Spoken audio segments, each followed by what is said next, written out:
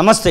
తెలంగాణ రాష్ట్రంలో కాంగ్రెస్ పార్టీ అధికారంలోకి వచ్చి నెల రోజులు అయిపోతుంది. నెల రోజులు అయిపోయిన వెంటనే 420 హామీలు అంటూ కేటీ రామారావు గతంలో ఎక్స్ మినిస్టర్గా ఉన్నటువంటి కేటీ రామారావు అయితే మాట్లాడుతున్నటువంటి పరిస్థితి. దాంతోపాటుగా సోనియా గాంధీ తెలంగాణ నుంచి పోటీ చేస్తుందనేటువంటి కొన్ని మాటలు అయితే వినబడుతున్నాయి. మనతో పాటుగా మాట్లాడడానికి కాంగ్రెస్ పార్టీ సీనియర్ నాయకుడు వి హనుమంతరావు గారు ఉన్నారు. సార్ నమస్తే. 420 హామీలు అంటున్నారు, మీరు ఇచ్చినటువంటి హామీలు అన్నిటి నిజమైనవి? చూడండి, ఇది డెస్పరేట్ అవుతాడు చూడు. ఎవడన్నా యాక్సిడెంట్ అయితే ఎంత పరిశాన్లు ఉంటాడు, అప్పుడు ఏం మాట్లాడుతుండో తెలియదు అని. ఇప్పుడు వాళ్ళు యాక్సిడెంట్ జోన్లో ఉన్నారు కాబట్టి నోటికి వచ్చినట్టు మాట్లాడుతున్నారు. దానికి మాకు లెక్కలేదు. మీరు 10 ఏళ్ళలో ఉన్నారు, ఇచ్చిన వాగ్దానాలు పూర్తి 3 ఎకరాల భూమి అన్నారు, ఇంటికో ఉద్యోగం అన్నారు, హరిజన్ ముఖ్యమంత్రి అన్నాడు, బీజేపీ వాళ్ళు ఏమన్నారు 2 కోట్ల ఉద్యోగాలు అన్నారు, బ్లాక్ మనీ అన్నారు, ఏది చేయలే. మేము ఇంకా మొదలే పెట్టలే.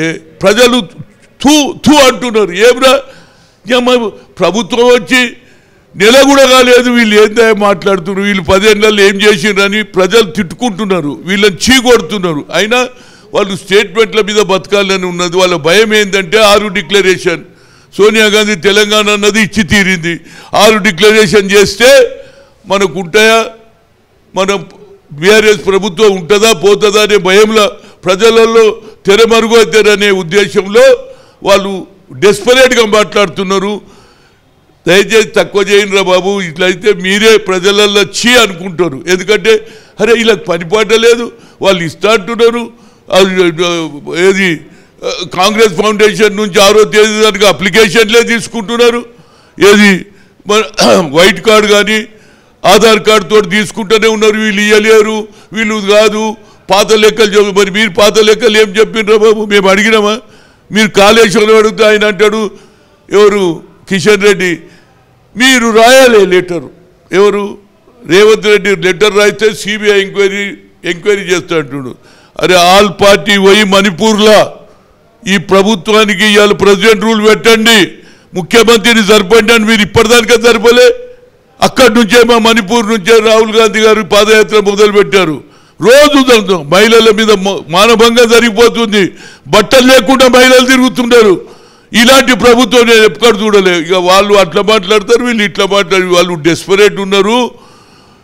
ఏం చేయాలి ఆలోచన చేయకుండా ప్రెస్ వాళ్ళు ఏదైనా కొత్తది చెప్పాలని ఇప్పుడు 420 అన్నారు. అందరు నవ్వుకుంటున్నారు. నిన్నటిదానిక మీ ప్రభుత్వం గురించి కూడా వాళ్ళు ఆలోచన చేస్తున్నారు. నిన్నటిదానిక మీరేం చేసినా ఇప్పుడు కొత్తగా వచ్చిన ప్రభుత్వం చేస్తా అని చెప్తుంటే వాళ్ళ మీద ఆరోపణలు. ఎందుకంటే ఇది సక్సెస్ అయిపోతే మేము తెర మెరుగైతామనేది వాళ్ళ ఉద్దేశం. సోనియా గాంధీ ఖమ్మం నుంచి పోటీ చేయబోతున్నటువంటి వార్తలు కూడా వస్తూ ఉన్నాయి. ఖమ్మం నుంచి మీరు పోటీ చేయాలనుకున్నారు, ఇంకొకరిద్దరు కూడా పోటీ చేయాలనుకుంటున్నారు. నిజంగానే సోనియా గాంధీ రాబోతున్నారు ఇక్కడికి? చూడండి, ఆమె వస్తే నేను స్వాగతిస్తా. అంతకంటే ఏం కావాలి? నేను ఎప్పుడో పెట్టుకున్నా. నేను ఆలోచన చేసిన ఈ రాజీవ్ గాంధీ గారు 2-3 సార్లు వచ్చారు. నేను కూడా ఆయన ఎంబడి ఉంటి. వెంగళరావు గారు పిసిసి ప్రెసిడెంట్, ఎన్టీ రామారావు గారు ఉండే. ఆయన అడవులలో ట్రైబల్ ఏరియాలో పోయాడు, ఫ్లడ్ వచ్చినప్పుడు పోయిండు కూడా. ఆడ పరిచయాలు ఉన్నాయి. నేను నిలబడాలి, ఆయన ఆలోచనను ఇంప్లిమెంట్ చేయాలి అనేది ఉండే. ఇక మా అమ్మనే వచ్చినాక ఇక నాకు పనే ఉన్నది, ఇంకా ఆమె గురించే ఫుల్ తిరుగుతా.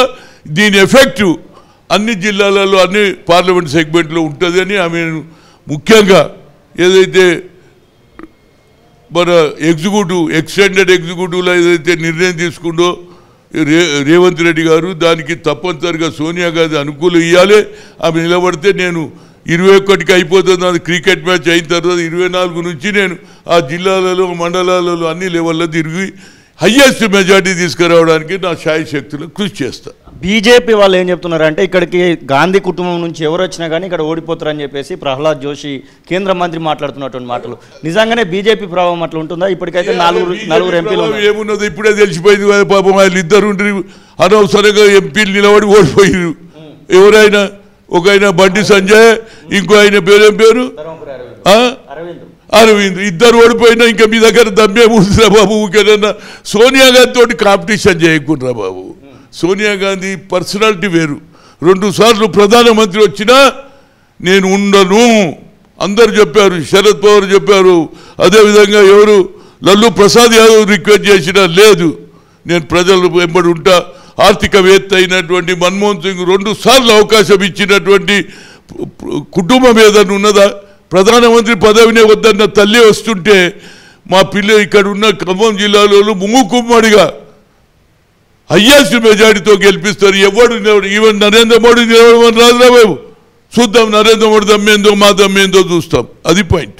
2 ఎమ్మెల్సీలకు ఇప్పుడు ఇక్కడ నోటిఫికేషన్ అయితే వచ్చింది. ఎమ్మెల్యే కోటాకు సంబంధించినటువంటి ఎమ్మెల్సీలు బీఆర్ఎస్ పార్టీకి ఒకరు గెలవడానికి అవకాశం అయితే కనబడతా ఉంది. ఏమైనా మార్పులు చేర్పులు చేసి కాంగ్రెస్ పార్టీకే 2 ఎమ్మెల్సీలు వచ్చే విధంగా ఏమైనా ప్రణాళికలు రచిస్తున్నారా? ఈ సబ్జెక్టు కరెక్టే ఉన్నది కానీ అది నా సబ్జెక్టు కాదు. ఏదన్నా ఉంటే రేవంత్ రెడ్డి ఎవరైతే సిఎల్పి లీడరు వాళ్ళు కూర్చొని చర్చ చేస్తారు, ఎవరిని పెట్టాలి అనేది వాళ్ళు ఆలోచన చేస్తారు. అది నా సబ్జెక్టు కాదు. ఎవరైనా తప్పనిసరిగా ఒక సీటు మాకైతే గెలుస్తుంది, ఇంకో సీటు గెలవాలనేది ఆలోచన వారికి ఉన్నదో లేదో తెలియదు. కానీ ఒక సీట్ అయితే వస్తుంది. ఎవరికి ఇవ్వాలన్నది కూడా వేణుగోపాల్ గారు, రాహుల్ గాంధీ, సోనియా గాంధీ డిసైడ్ చేస్తారనేది నా ఉద్దేశం. సెక్రటరేట్కి ప్రగతి భవన్కి ఎప్పుడు పోతున్నారు? 4 రోజులు అవుతుంది, ఎప్పుడు వస్తారా అని చెప్పి చాలా మంది చూస్తూ ఉన్నారు. ఎప్పుడు పోతున్నారు మీరు అసలు? ఆల్రెడీ 3 సార్లు పోయి వచ్చిన ఇప్పటిదానిక. మొన్న ఆయన బర్త్డేకి పోయినా, ఏది మొన్న పోయింది కదా, ఏది సోనియా గాంధీ గారి కార్యక్రమంలో పోయినా, మేము కూడా పోయి కలిసి ఆయన వచ్చిన రోజు కూడా పోయినా, న్యూ ఇయర్ డేలకు పోయినా, న్యూ ఇయర్ డేకి పోయినా, అక్కడికి పోతుండే. కానీ అక్కడికి పోలే, ప్రగతి భవన్ పోలే. మా బట్టి విక్రమానికి అన్న ఒకనాడు భోజనానికి పిలుస్తా అన్నాడు, ఎన్నడు పిలుస్తా అన్నాడు పోతా అనేది నా ఉద్దేశం. ఎప్పుడు చట్టసభల్లోకి మళ్ళీ అడగబెట్టబోతున్నారు విహెచ్ హనుమంతరావు? ఎందుకంటే చాలామంది మీ అభిమానులు వెయిట్ చేస్తూ ఉంటారు చట్టసభలలో మీ గొంతు వినాలని. మరి నేను ఇప్పటిగా 2016 నుంచి నాకు ఏ పదవి లేదు. కాంగ్రెస్ హనుమంతరావు కాంగ్రెస్ అని తిరుగుతున్నా. హైకమాండ్ ఏ పదవి ఇచ్చినా దాన్ని స్వీకరిస్తా. కనుక్కున్న క్రమం ఇక సోనియా గాంధీ వచ్చిన తర్వాత దానికంటే సంతోషం ఏం కావాలి? నేనే గెలిచినట్టు ఫీల్ అవుతున్నా. ఆమె వస్తుందంటే గెలిచినట్టే, నాకు పదవి కాదు. ఆమె వస్తుందంటే బడుగు బలైన వర్గాలకు న్యాయం జరుగుతుంది. మళ్ళీ పాత ఇందిరమ్మ వచ్చిందిరా అనే ప్రజలలో అభిమానం ఏర్పడుతుంది. ఆమె రావడం వల్ల తెలంగాణ మొత్తంలో పార్లమెంటు ఎలక్షన్లో ప్రభావం ఉంటుంది. ఎక్కువ సీట్లు గెలవడానికి శాయశక్తుల కృషి చేస్తాం. అదేవిధంగా ఖమ్మంలో ఆమె వస్తుందంటేనే నేను అక్కడనే మకాం వేస్తా, అక్కడనే తిరుగుతా. మండలాలలో, గ్రామాలలో, పట్టణాలలో తిరిగి ఎక్కువ మెజార్టీ తేవడానికి నా శాయశక్తులకు ఆమె సాక్రిఫైజెస్ ఉన్నాయి. ఆ కుటుంబంది ప్రధానమంత్రి పదవినే వద్దన్నటువంటి నాయకురాలు వచ్చింది. తెలంగాణ ఇచ్చిన తెలి ఎక్కడైతే కొత్తగూడెంలోనే మొదలైంది 1969లో. అప్పటి నుంచి ఇప్పుడు ఆమె కూడా అక్కడ ఆయన భర్త పోయి తిరిగిండు అన్నాడు, ఫ్లడ్ ఎఫెక్టెడ్ అయితే ఇప్పుడు ఈమె వస్తుంటే అందరు కూడా తప్పనిసరిగా ఆమెకు న్యాయం చేస్తారనేది నా ఉద్దేశం. షర్మిల కాంగ్రెస్ పార్టీలో తన పార్టీని విలీనం చేసింది. అది ఏపీ ఎలక్షన్స్లో ఏమైనా ప్రభావం ఉంటుంది అనుకుంటున్నారా? అసలు షర్మిల పార్టీ పైన మీ కామెంట్స్ ఏంటి? చూడండి, ప్రభావం ఉంటుందనే ఉద్దేశంతో ఆమె మొదలే చెప్పిన, రాజశేఖర రెడ్డి కూతురుగా అమ్మ ఏగడ డబ్బులు పోతూ ఆడ దేవులు ఆడుకోవాలి, ఏడ పోయిందో ఆడ ఒక పాట కూడా ఉండదు. ఎండిపోయిన చాట్లనే మళ్ళీ చిగురిస్తుందని ఒక పాట విన్నా. అట్లా కడితే ఉమ్మంటే ఆమె వినలే. ఇప్పుడు విన్నది, నిన్న కలిసింది ఎవరిని, రాహుల్ గాంధీని కలిసింది, అదేవిధంగా మల్లికార్జున్ ఖర్గే, సోనియా గాంధీని కలిసింది. తప్పనిసరిగా నేను ఒక ఉమ్మడి రాష్ట్రానికి అధ్యక్షుడుగా, యూత్ కాంగ్రెస్ అధ్యక్షుడిగా చేసిన, పిసిసి అధ్యక్షుడు చేసిన, వాళ్ళ నాన్నను కూడా పిసిసి ప్రెసిడెంట్గా చేశాను. కాబట్టి తప్పనిసరిగా ఆమె ప్రభావం ఉంటుంది. ఆమె ఎప్పుడు పిలిస్తే నేను ఆమె పిలిచినా నా కార్యకర్తలు ఉన్నారు. తప్పనిసరిగా ఇప్పుడు అవసరం ఉందని నేను ఆంధ్ర ప్రాంతంలో వచ్చి కాంగ్రెస్ను బలోపేతం చేయడానికి నా శాయశక్తులు కృషి చేస్తాను. కేసీఆర్ కలవడానికి పోరా మీరు?